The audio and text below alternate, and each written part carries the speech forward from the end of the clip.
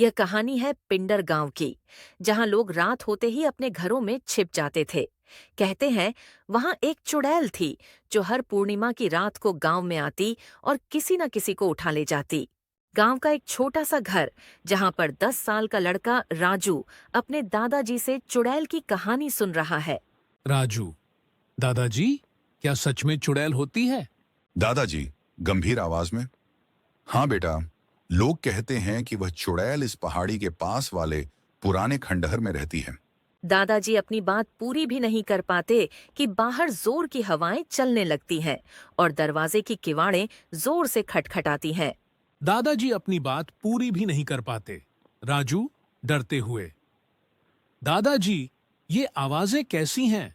राजू दौड़कर दरवाजा बंद करता है और दीपक बुझा देता है। घर के अंदर घना अंधेरा छा जाता है। हर पूर्णिमा की रात यही होता था।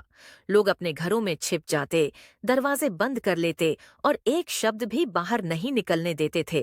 कहते थे चुड़ैल को आवाजें खींचती हैं। गांव का बाहर का दृश्य चुड़ैल दिखती है। उसकी सफेद साड़ी हवा में है और उसके बाल बिखरे हुए हैं। उसकी आंखें लाल अंगारे जैसी जलती थीं और उसकी हंसी गांव वालों के रोंगटे खड़े कर देती थी। चुड़ैल के पैर हवा में उठते हैं और वह एक घर की ओर बढ़ती है। अंदर से हल्की सी आवाज आती है। राजू धीमी आवाज में, दादाजी वह बाहर है। दादाजी फुसफुसाते हुए, शांत रहो, आवाज मत करना, वह चली जाएगी। पर तभी राजू की गलती से कुछ गिरता है और आवाज होती है। भयावह आवाज में, दरवाजा खोलो, मैं जानती हूं तुम अंदर हो। राजू और दादाजी की सांसें रुक जाती हैं।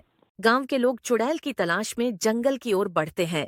कट टू, चुड़ैल राजू के घर के दरवाजे पर और फिर अचानक गायब हो जाती है।